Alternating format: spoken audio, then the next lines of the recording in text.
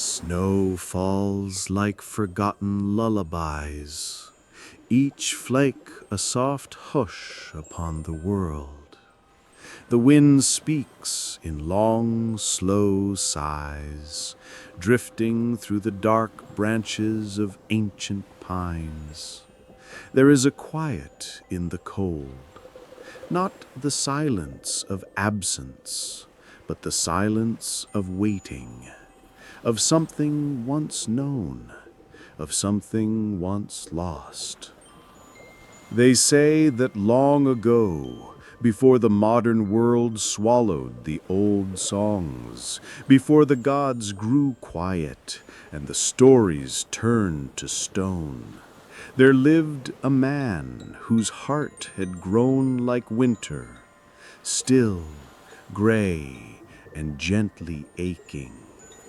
And they say he once loved a woman who was not entirely woman, a woman who came to him not from the road, nor from the river, but from the sky. Her presence lingers still in the snow, in the chill that kisses the skin just before dawn. Some swear they've seen her, a white figure in the distance, walking alone through frozen fields. Others say it's only a myth, a fable told in the hush of night, to remind us what not to hold too tightly, and what must be loved with open hands. But there are always those who remember more. This is not a tale of passion in flame, but of devotion in frost, soft, slow, and consuming. It is a tale stitched from feathers and silence, from love that dares not speak its shape. It is not loud, it never was. It was something quieter than breath and more enduring than memory, and it began with a wound. They say the man had no name, or that his name was lost with time, like the scent of summer in the folds of a winter cloak. He lived alone in a house of wood, old and worn, set upon a field that saw more snow than sun. Each day he worked, he mended, he gathered, he endured. But he did not live, not truly, until one evening, in the breath between twilight and true dark, he found her. A crane, wounded, lying pale against the snow like a dream fallen to earth. Her feathers, long and pristine, were marred by a streak of red, a vibrant, fragile injury that whispered of pain without sound. She did not struggle when he approached. Her eyes met his, black and endless, and for a moment the world stopped its turning. He gathered her in his arms, her body light as sorrow, and carried her home. He spoke no words, for none came. He simply laid her near the fire, wrapped her in cloth, and tended to her wound with gentle hands. The snow pressed against the windows, the flames hummed low, and she watched him, unblinking, as if learning the shape of his soul. The wound healed, and by morning the crane was gone. But the house was not empty. She stood in the doorway, cloaked in white, hair long as moonlight, skin pale as the snow that blanketed the world. She smiled, soft, hesitant, secret. And he, a man who had not known touch in many winters, felt something in his chest thaw and stir. She asked for shelter, nothing more. No past, no name, no story. Just the quiet warmth of his hearth and the space between his silences. And he, without knowing why, said yes. So the tale begins, not with thunder nor with fire, but with breath and snow and eyes that hold the weight of skies. The villagers whispered, they always do, a woman in white arriving with no trail, living in a lonely house with a man long thought barren of warmth. The old women spoke of spirits, the young ones of foolishness. The men watched with narrowed eyes, while the children watched with wonder. But none dared to interfere. She was kind but distant, warm but unreachable. She would walk the snowy fields in silence, her footsteps light as mist. She would sit for hours, gazing into the white beyond the window, as if listening to something only she could hear.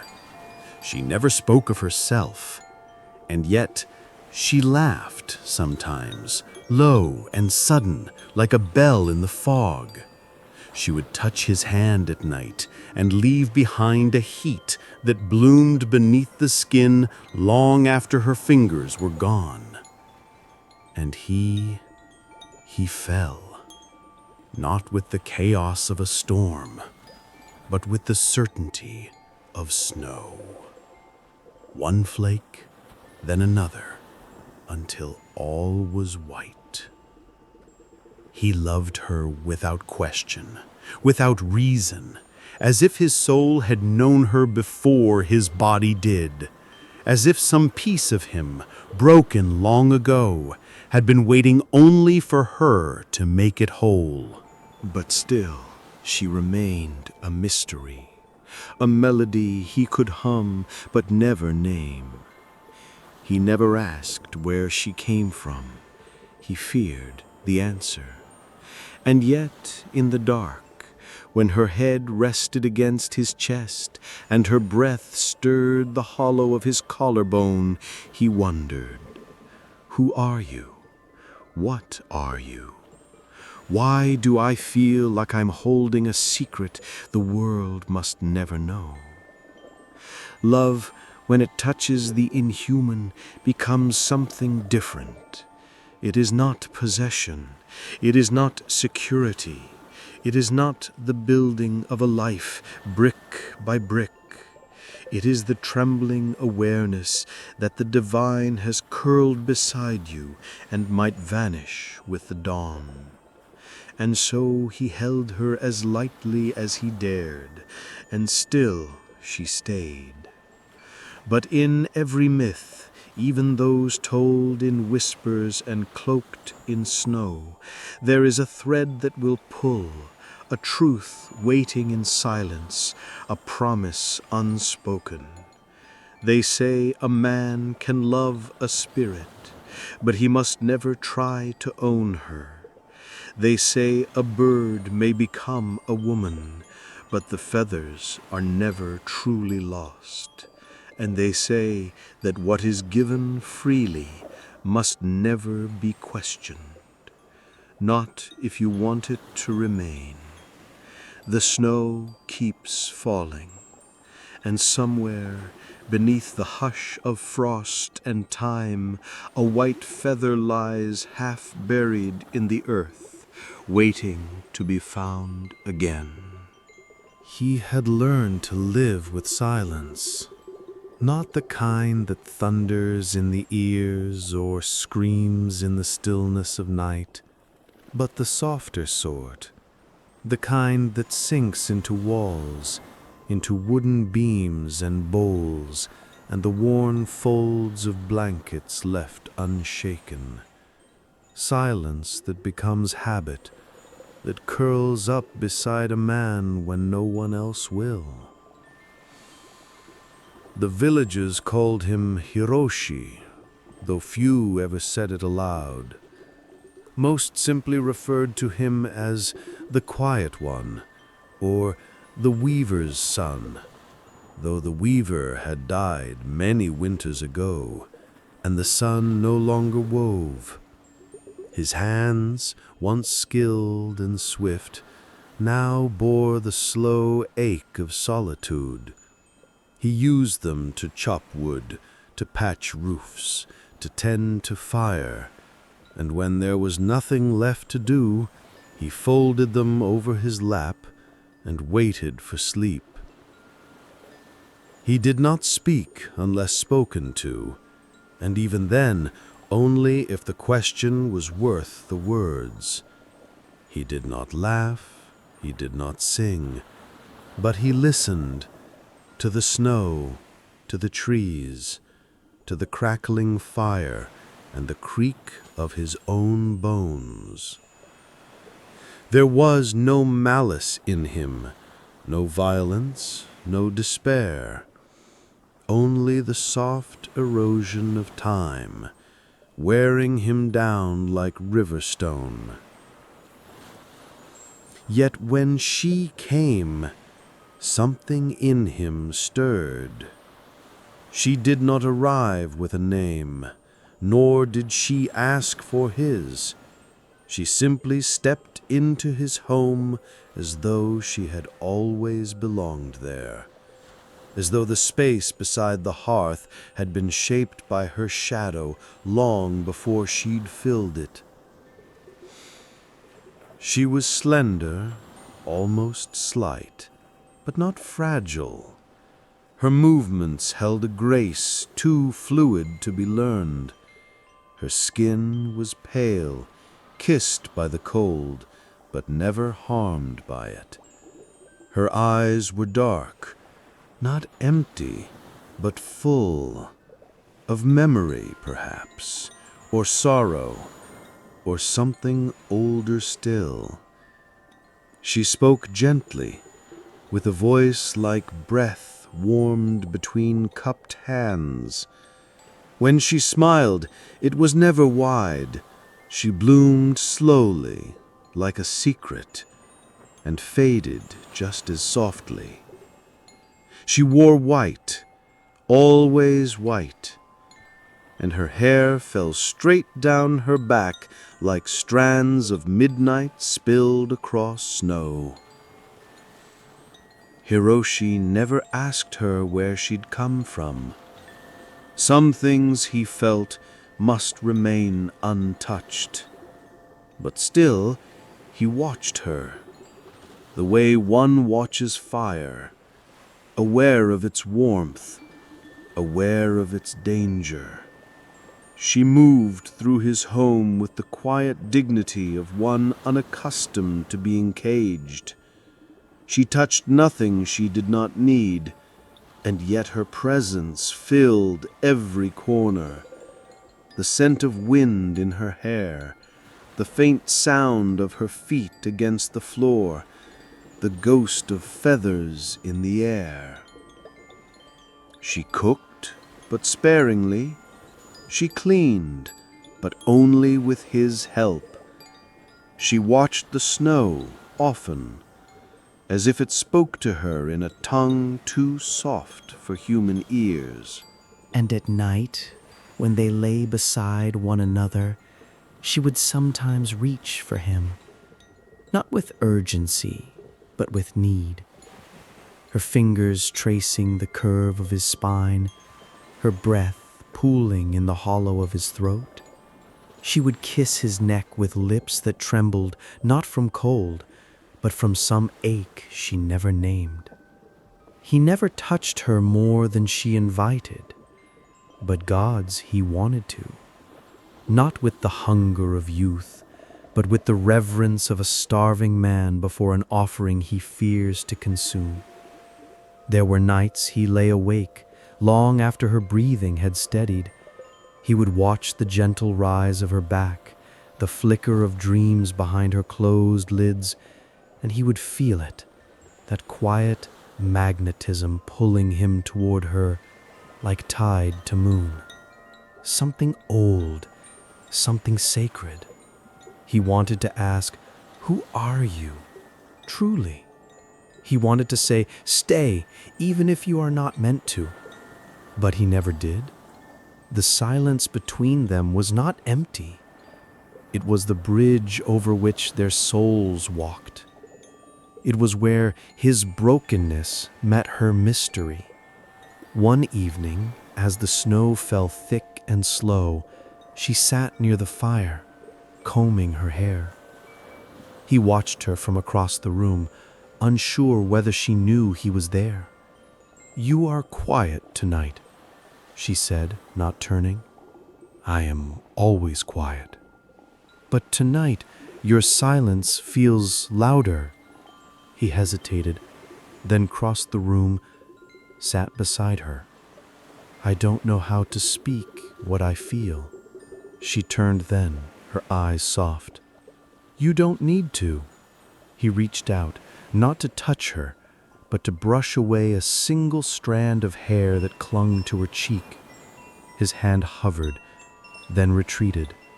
"I am afraid," he admitted, his voice a whisper. "Of me? No. Of losing what I don't understand."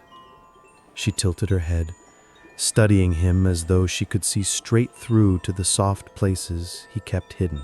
"Then don't try to understand it," she said. "Just feel it. Let it hurt if it must." Her words slid into him like warmth into cold skin. He closed his eyes. For the first time in years, he allowed himself to lean, not against a wall, but into her. She wrapped her arms around him, slow and sure, and in that moment he was no longer alone, no longer merely surviving. He was held, and in her arms he felt not just the nearness of a woman, but the nearness of something vast and wild and full of wings.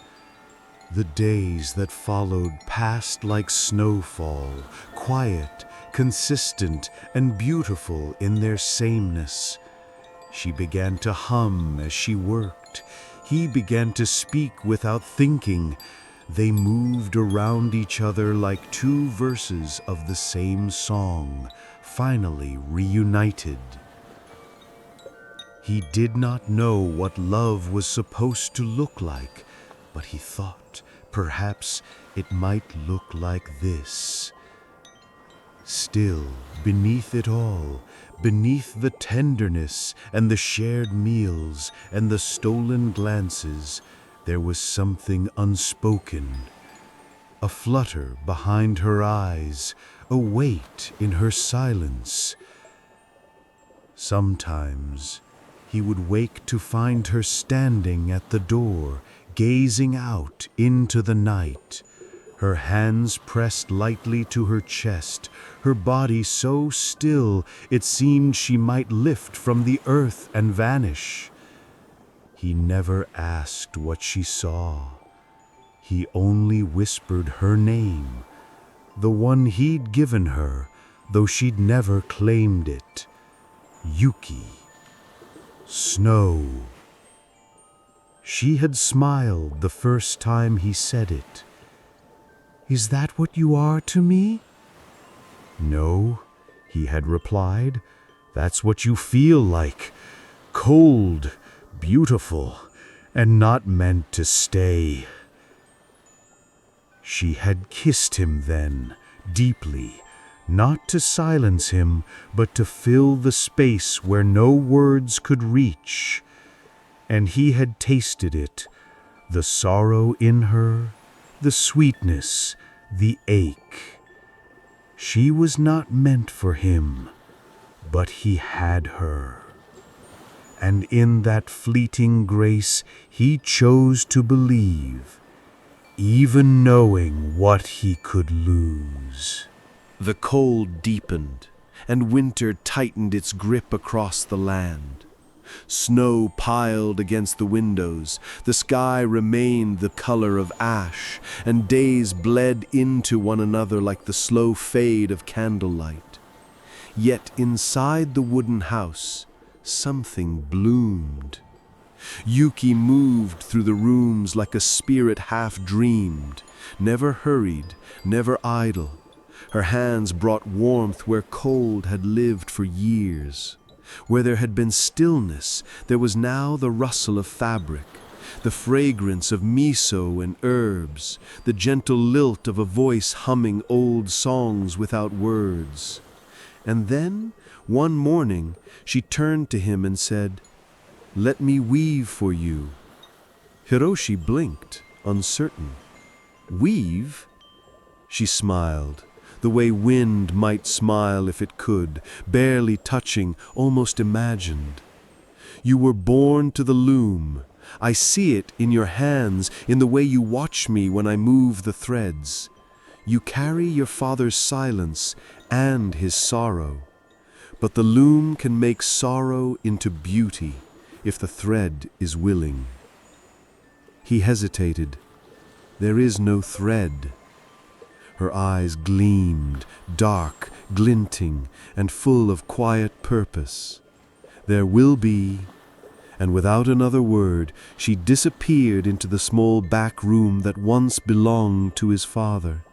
When he followed, confused, he found the old loom standing as if it had never been abandoned, dustless, waiting, ready. She turned to him then, placing a gentle hand on his chest. "But you must promise me one thing," she said. "Anything.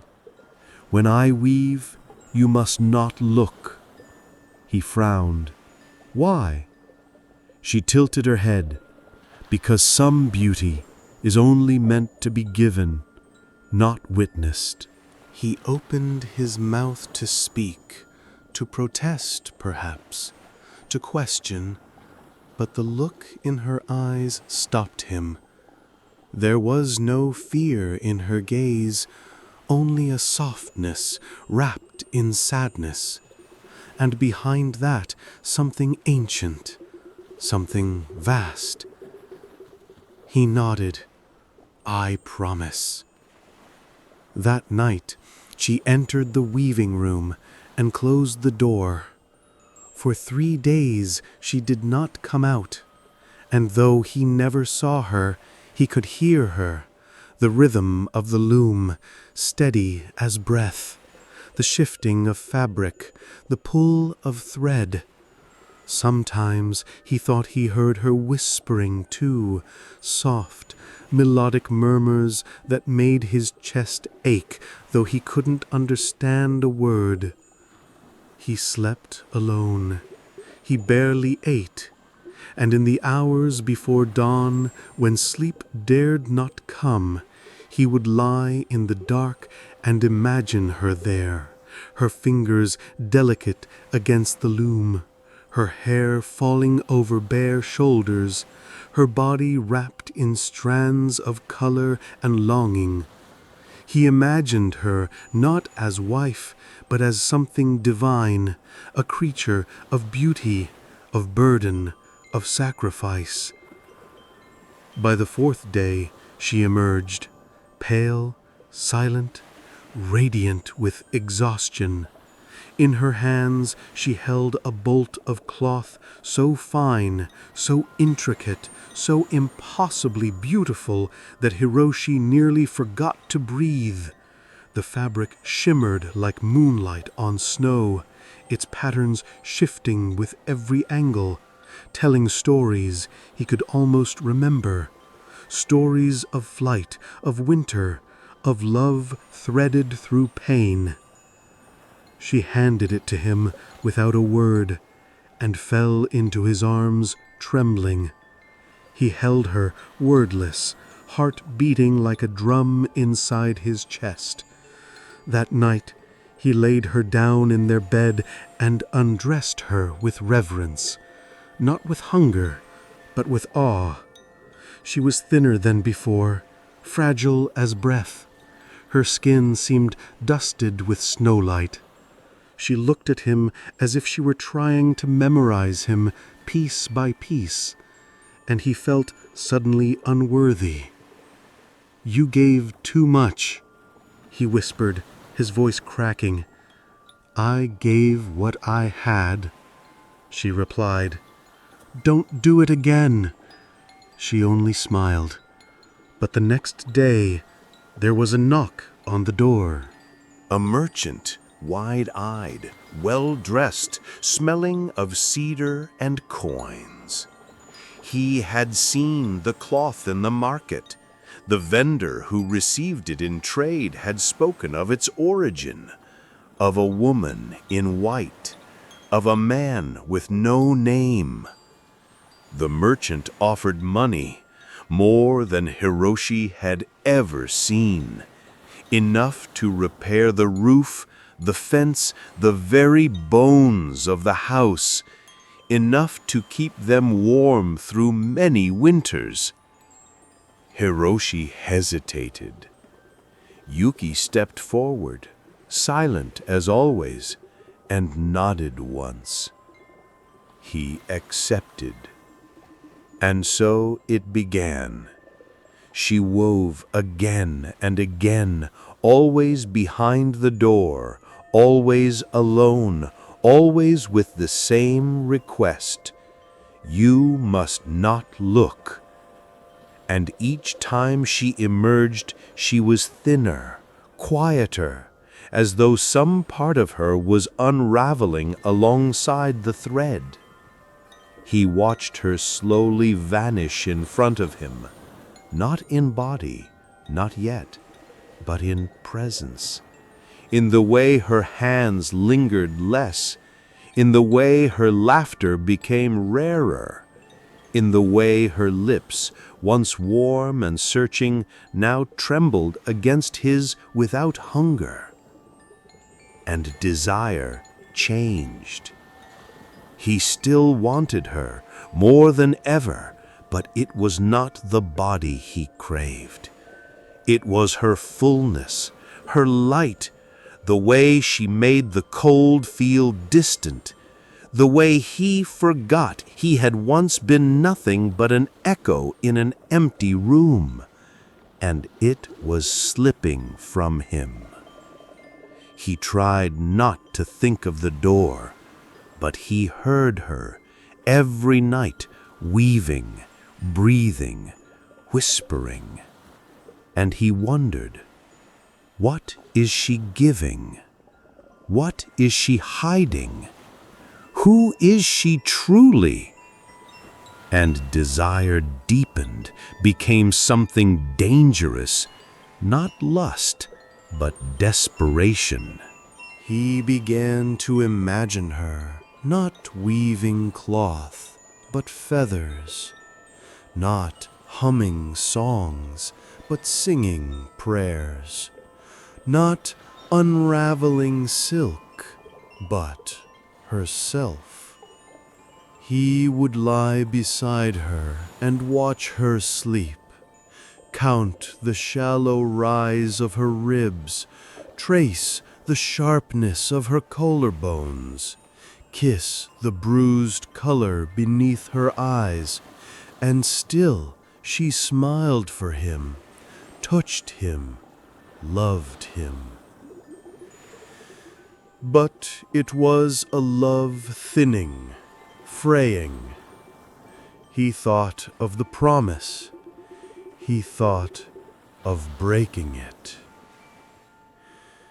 And one night, when the wind howled like a warning outside, and her weaving turned into something harsher, something heavy, he stood from their bed and walked barefoot across the cold floor to the forbidden door. He touched the wood, leaned his ear against it. He heard the loom, heard her breathing, and something else, the soft rustle of wings. His heart beat like it had never known rhythm. He pressed his hand against the door, trembling. One look, just one, and he would understand. The door creaked, only slightly, only enough to part the dark by the width of a breath, enough to let his eyes slip through, but not his body, not his shame. What he saw did not scream. It did not shatter him in an instant. No, it undid him slowly, stitch by stitch, like thread pulled from cloth. She knelt before the loom, her back to him, bears the first snowfall. Her robe had slipped from her shoulders and pooled at her waist, revealing skin that shimmered with a faint, impossible sheen, like light made flesh. Her arms moved slowly, each motion deliberate, sorrowful, rhythmic, as if every weave was a farewell. Feathers lay scattered around her, long, fine, white as frost, and one by one she pulled them from beneath her skin. Not from beneath clothing, not from a costume or trick, from her, from herself.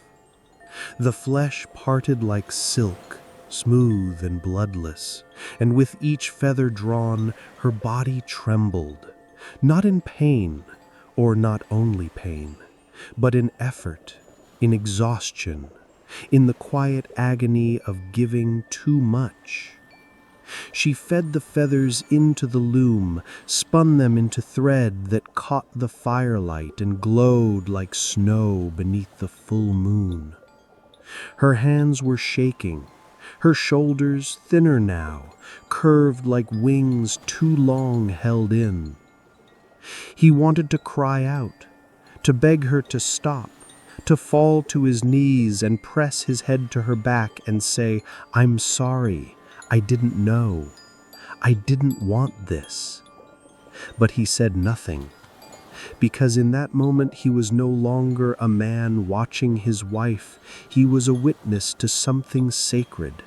Something not meant for the eyes of mortals, something beautiful beyond forgiveness. And she knew he was there.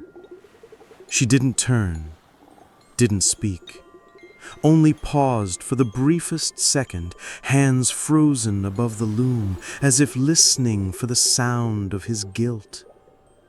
Then, without a word, she continued. Slower now. Each motion weighted, each pull more fragile than the last. He couldn't move. He could only watch her unravel. When she stood, the cloth was complete. It hung from the loom like moonlight carved into form, impossible in its grace. The room dimmed around it, as if the very air bowed in reverence. But it was not the cloth that held his gaze. It was her. She rose slowly, robes falling away completely, revealing a body that was no longer entirely woman. Her skin was dusted with feathers now, not worn, not donned, but grown from her. Her spine arched in subtle elegance, and from her shoulder blades faint outlines trembled. Not yet wings, but promises. She turned, and her eyes met his. There was no anger in them, no wrath, only sadness, deep and endless, like winter's longest night. "I asked you not to look," she whispered. Her voice was not scolding, it was not even wounded. It was tired.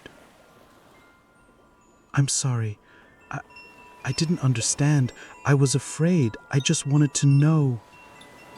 She stepped toward him. Each movement was poetry, slow, measured, full of aching grace. You wanted to know if I was real, she said. He nodded, helpless. She reached out, touched his cheek with fingers that were both warm and cool. Skin and feather, mortal and divine. I am, she said. A pause. But I can't stay. He shook his head. No, don't say that, please. I won't look again. I'll forget what I saw. I'll never ask again. Just stay. Her touch lingered. Her eyes closed. I wanted to stay, she whispered. More than you can know. Then stay. Yuki. She opened her eyes. That's not my name. The words sank deep. She stepped back, and her body began to change. Not with violence, not with horror, but with the unbearable grace of a dream leaving with the dawn. Feathers spread across her skin like frost blooming on glass. Her hair lifted, stirred by wind that did not exist. Her arms lengthened, lightened. Her body shimmered, blurred, softened. The lines between woman and bird dissolved, leaving something in between, something fragile, exquisite, untouchable. He fell to his knees. Please, he whispered, voice cracking. Don't leave me. She looked down at him, and in her eyes was everything he had ever feared and loved and lost, all at once. I gave you my love. I gave you my body, my silence, my song. I gave you what was not meant to be given, and you only had to let me give. I couldn't bear not knowing, he said. And now you know. A pause, a breath, a last moment suspended in time. Does it help? He broke, he wept, shameless and raw, clutching the fabric she had woven, the last piece of her he would ever hold. It was warm, faintly fragrant, heavy with the weight of what it had cost. She stepped into the light, and her form flickered, not fading, but changing. Wings now, long, white, regal. Her mouth no longer shaped words, but her eyes still held his, and in them, forgiveness. She walked to the door, opened it with hands now feathered, and paused at the threshold. Snow swept in, curling around her ankles like a final farewell. She looked back once, only once, and then she was gone. Not with a burst of flight, not with spectacle, but with silence. The door drifted shut behind her, slow and soft, as if even the wind mourned her leaving. He stayed on the floor, clutching the cloth, the scent of her still lingering on his skin. And in the hush that followed, deeper than any he had known before, he whispered her name, the one she never gave, the one he now carried like a scar. crane. The snow returned, but it was not the same. It no longer fell with innocence, no longer whispered lullabies on the rooftop or tucked itself gently into the corners of the house. It fell heavier now, slower, like ash after a fire. It gathered in drifts that pressed close to the walls as if trying to reclaim what had been touched by the divine, as if trying to erase the warmth she had left behind. Hiroshi sat alone, in the same place she had once stood, beside the loom, the wooden floor cool beneath him, the scent of her still faint on the air, though he knew it would soon fade. He had not moved for hours, perhaps days. Time had lost its rhythm. The fire had burned low, and though wood remained stacked neatly in the corner, he did not rise to feed it. He was not cold. He felt nothing. The fabric she had woven lay folded across his lap. He had tried once, just once, to smooth it, to trace its pattern, to understand what she had given him. But his hands shook. The weave shimmered with impossible precision.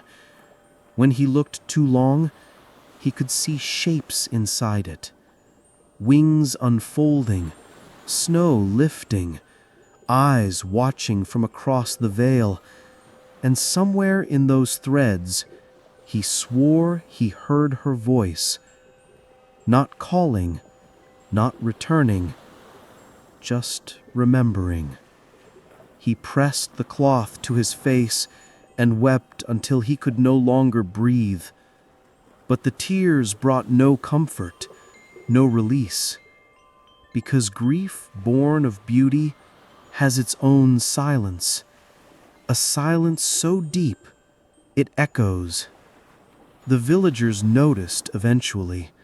The ones who dared the winter paths spoke of the man who no longer came to market, of the smoke that no longer curled from the chimney, of the footprints that vanished after a certain date and never returned. Some came to check on him. Most turned back when they reached the edge of his land. Something in the air was different now, not cursed, not haunted, but holy, touched. They felt it on their skin, a heaviness, a hush, as if a prayer had been whispered there, and the echo still lingered. The brave ones knocked. He did not answer. A boy once peeked through the window. He saw the man seated by the loom, staring at nothing, holding a cloth that shimmered like the sky before snow. The boy said the man looked like a ghost that hadn't figured out how to leave. And perhaps he was right. Hiroshi no longer dreamt, or if he did, he could not remember. Sleep came like snowfall, brief, soft, and gone before morning. He ate only what he had to, drank from melted snow. His body endured because it must, but his soul wandered. Sometimes he would step outside and stand in the fields where she had walked. He would stare up at the gray sky, eyes raw, lips chapped, hands outstretched. He never spoke. He did not call her name, because to name her now felt like desecration. She had never belonged to him. He had known it from the beginning. She was not a woman of the earth, not a creature of habit or possession. She had given herself in ways that broke the laws of this world: body, thread, silence. And he had loved her with a desperation that forgot its place. He remembered her fingers tracing his skin, the sound of her laughter, low and rare, the way her head would rest against his chest as if listening for something deeper than a heartbeat. And he remembered the way she looked at him before she left, not with hatred, not even with grief, but with the kind of love that knew it could not remain. The kind of love that hurts more for having existed. The snow did not stop. Spring came late that year. The thaw was hesitant. Even the birds returned in silence. One day Hiroshi rose from his bed before dawn and unfolded the cloth she had left behind. He lit a single candle and sat before the loom, hands resting lightly on the frame. He did not know what he meant to do, only that something inside him ached for movement, for expression. He touched the fabric, closed his eyes, and wept again. But this time the tears were different. They carried memory, yes, but also meaning. He saw her in them, not as she was in those final moments, but as she had been in the beginning, smiling faintly at the hearth, kneeling to warm her hands, laughing once, unexpectedly, when he spilled rice on the floor, leaning into him beneath thick winter blankets, her breath blooming against his skin like steam on a lake. He remembered her as whole, and it broke him again. But through the breaking, something stirred. He began to weave, not with skill, not at first. His fingers were slow, clumsy. The loom creaked, resisted. The threads twisted. But he persisted. Night after night he returned to it, not to recreate her work. He knew he never could, but to understand it, to feel what she might have felt, to offer, in his own small way, something back to the silence. And the silence listened. The seasons passed. He became known again, though no longer as the quiet one. Now they called him the man who weaves the sky. Merchants came to see his work, but he never sold it. He only gave. To widows, to mothers, to children who had known the sting of absence. Each cloth carried a piece of her, a feather in pattern, a wind in color, a sorrow in thread. He aged. The house aged with him, but it never emptied again, because every corner of it, every creak and fold, held memory. And memory, when held with care, does not rot. It ripens. It deepens. He often wondered what she had seen in him, why she had chosen his home, his hands, his quiet life.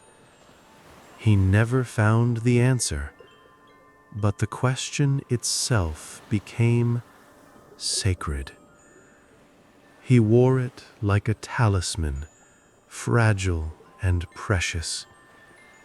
And sometimes, on winter mornings, when the snow fell just so, and the wind stirred gently at the eaves, he would feel it, the warmth of her fingers against his cheek, the soft weight of her head against his shoulder.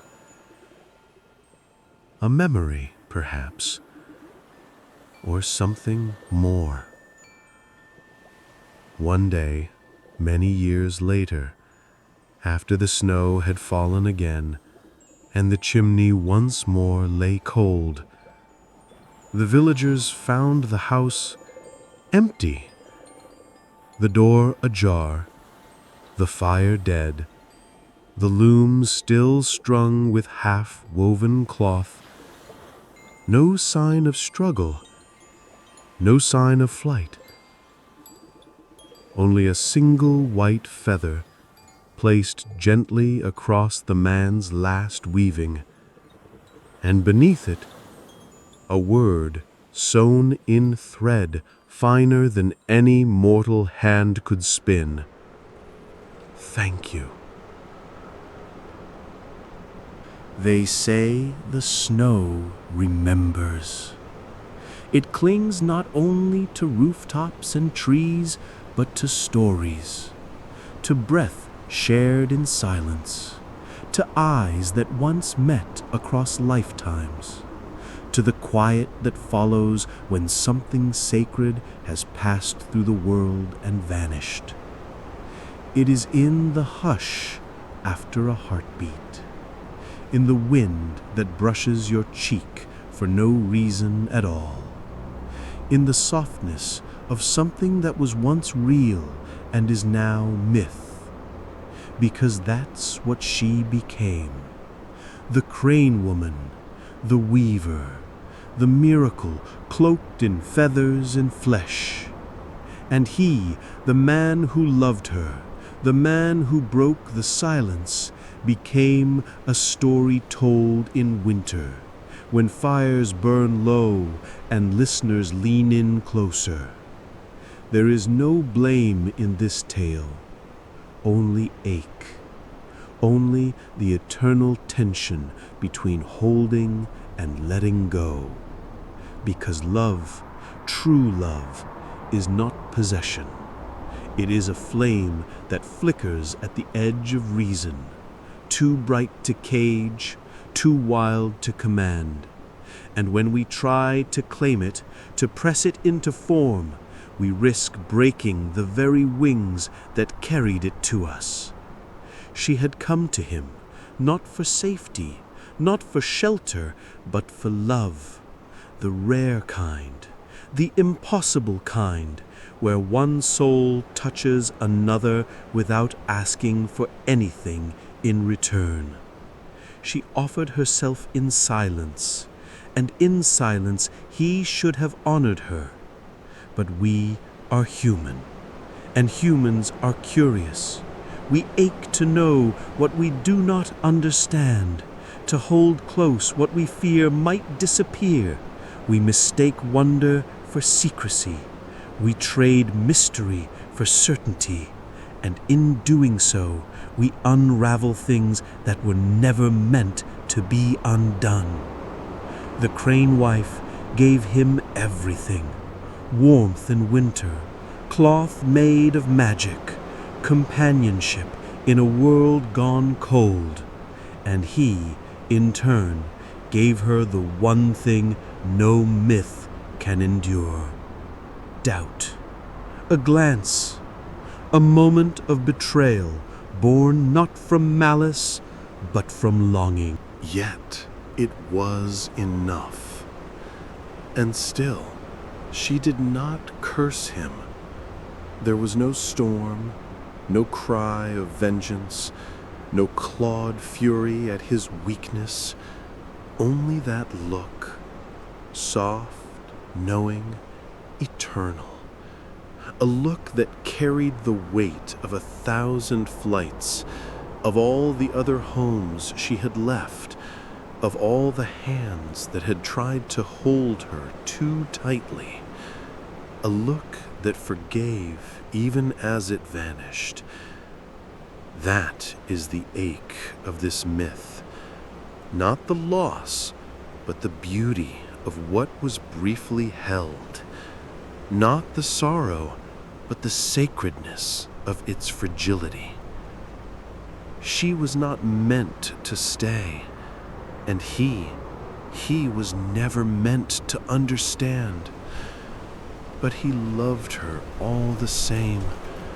And through that love, broken and bruised though it became, he changed. His heart grew in silence, shaped by regret and reverence. He became more than the man he was, not through what he kept, but through what he let go. There is a lesson here, though it wears no moral. It is a whisper, not a warning, a feather drifting through time. We are told to chase what we love, to fight for it, to make it ours. But some things, the most beautiful things, are not meant to be owned. They are only meant to be witnessed, to be cherished in their fleeting, to be loved without binding. The crane wife teaches us this. She weaves herself into the fabric of the earth and then disappears, leaving behind nothing but the memory of warmth and the ache of what once was. And isn't that, in the end, what all love becomes? A series of moments, a look, a touch, a silence filled with meaning, a departure we were never ready for. Love is not a cage, it is a current, and to love fully is to risk loss. To know that the more deeply we open, the more deeply we might break, but even in the breaking there is beauty.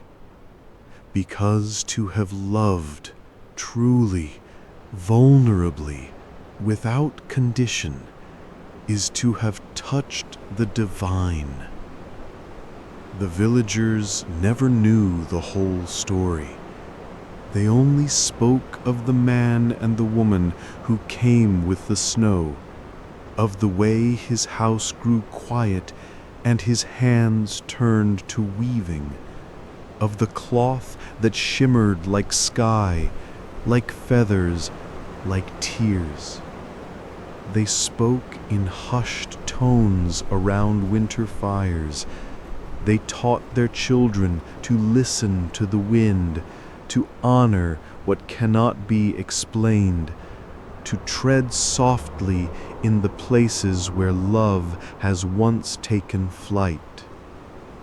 And always, always, they left offerings, a bowl of rice at the forest edge, a ribbon tied to a tree, a feather tucked into the doorframe, not in fear, but in reverence, because deep down they understood the story was not his alone. It belonged to the world now, to anyone who had ever loved and lost, to anyone who had ever felt the sting of beauty that could not remain. She was the crane, yes, but she was also longing itself, and he, the man, was all of us, reaching, trembling, aching not to ruin the very thing that saves us.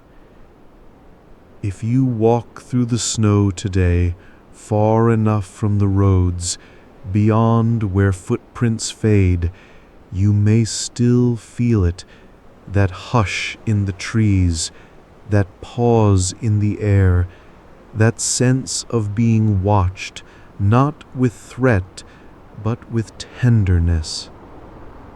And if you find a feather there, resting on a stone or tucked between branches, do not take it. Let it be. It is not yours to claim. It is only there to remind you something once passed through this place, something rare, something beautiful, something that chose love even when it knew it could not stay. The snow remembers, the wind carries the whisper, and if you are very quiet, if you close your eyes and open your heart, you may hear the echo of wings, not in flight, but in farewell. Not loss, but love, unbound.